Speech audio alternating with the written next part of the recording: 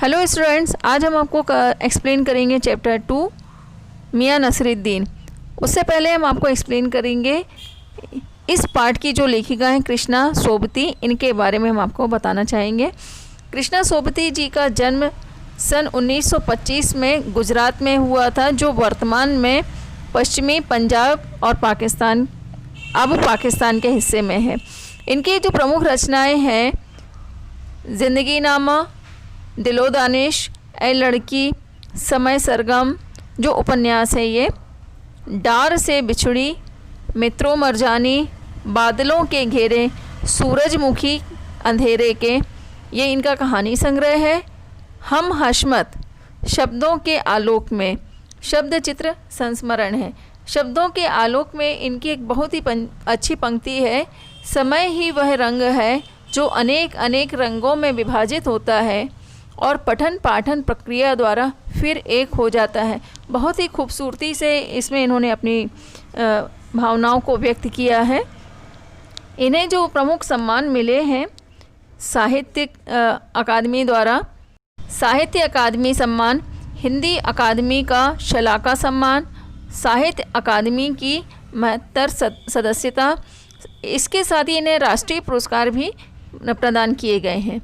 हिंदी कथा साहित्य में कृष्णा सोबती जी की विशिष्ट पहचान है और उनके अनुसार कम लिखना, विशिष्ट लिखना यही कारण है कि उनके संयमित लेखन और साफ सुथरी रचनात्मकता ने अपना एक नित नया पाठक वर्ग बनाया है। उनके कई उपन्यासों में लंबी कहानियाँ और संस्मरणों ने हिंदी के साहित्यिक संसार में अपनी दीर्घजीवी उपस्थिति सुनिश्चित की है। स्टूडेंट्स, इन्होंने हिंदी साहित्य को कई ऐसे यादगार चरित्र दिए हैं जिन्हें अमर कहा जा सकता है, जैसे मित्रों शाहनी, हशमत आदि। भारत पाकिस्तान पर जिन लेखकों ने हिंदी में कालजयी रचनाएं लिखी हैं, उनमें कृष्णा सोबती का नाम पहली कतार में रखा जाएगा। इनकी हमने आपको इसमें भी स्पष्ट किया हुआ है कि इन्होंने कम से कम शब्दों में अधिक से अधिक लिखना और उसको पाठकों तक पहुंचाना, अपनी अधिक से अधिक भावनाओं को, ये इनकी विशेषता रही है। बहुत ही खूबसूरती से इनकी रचनाएं हम पाठकों के सामने प्रस्तुत की गई हैं।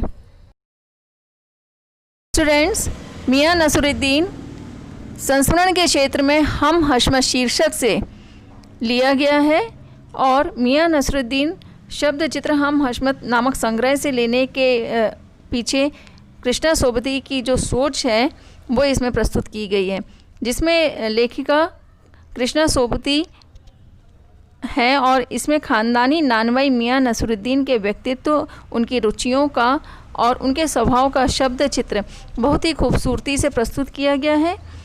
इसमें मियां नसरुद्दीन अपनी मसीहाई अंदाज से रोटी पकाने की कला और उसमें ख़ानदानी महारत को बताते हैं। वे अपने पैरों को कला का दर्जा देते हैं और कुछ करके सीखने को असली हुनर मानते हैं। एक दोपहर जब लेखिका घूमते घूमते अचानक जामा मस्जिद के पास मोहल्ले के एक अंधेरी दुकान के पास पहुंचती हैं, तो पता चलता है कि वो ख़ानदानी नानवाई मियां नसरुद्दीन की दुकान है। उन्हें यह भी पता चलता है कि मियां नसरुद्दीन 56 किस्म की रोटियां बनाने के लिए मशहूर हैं। लेखिका के प्रश्न पूछने पर मियां नसरुद्दीन समझ जाते हैं कि वो एक पत्रकार हैं। फिर भी वो उन्हें यह एहसास नहीं होने देते हैं और उनके सभी प्रश्नों का उत्तर बड़े ही आत्मविश्वास के साथ देते हैं। लेखिका को यह भी बताते हैं कि यह उनका ख़ानदानी पेशा है। बादशाह के दरबार में भी उनके पूर्वजों ने काम किया है। लेखिका के यह प्रश्न पूछने पर कि दिल्ली के किस बादशाह के यहाँ उनके बुजुर्गों ने काम किया था, मियां नसरुद्दीन थोड़े खिसिया उठे, यानी नाराज़ हो गए।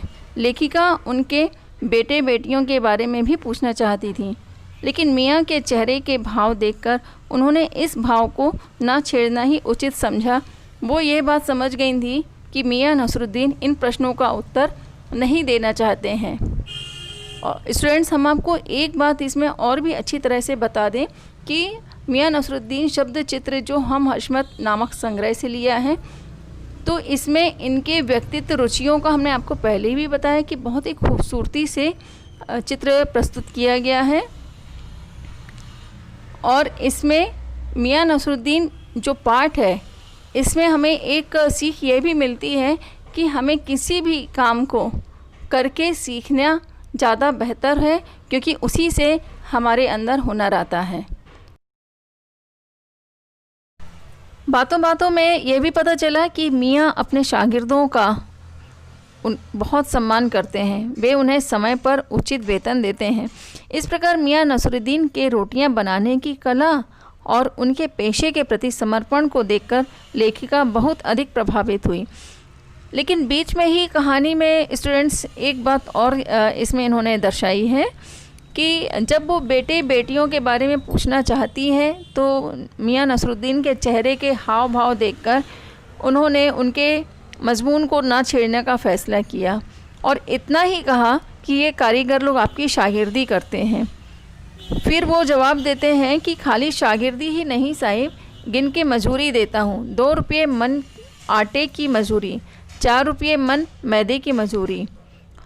ज़्यादातर भट्टी पर कौन सी रोटियां पका करती हैं, ये प्रश्न पूछने पर मियाँ नसरुद्दीन उन्हें जवाब देते हैं कि अब तक इस मजमून में कोई दिलचस्पी बाकी ना रही थी। फिर भी हमसे छुटकारा पाने को वे बोले बाकर खानी, शीरमाल, ताफ्तान, बेसनी, खमीरी, रुमाली, गाँव दीदा, गाज़ेबान, तुनकी। फिर वे गुस्से में घूर कर के और भी आगे उन्हें उत्तर देते हैं, तुनकी पापड़ से भी ज़्यादा महीन होती है। महीन, किसी दिन खिलाएंगे हम आपको। ऐसा कहकर वे लेखिका की तरफ देखते हैं और एकाएक मियाँ की आंखों के आगे कुछ अचानक कौंध जाता है। एक लंबी सांस भरते हैं और किसी गुमशुदा को याद करते हैं और उसकी याद को ताज़ा करते हुए कहते हैं, उतर गए वे ज़माने और गए वे कद्रदान जो पकाने खाने की कद्र करना जानते थे। मियाँ अब रखा क्या है, निकाली तंदूर से निगली और हज़म।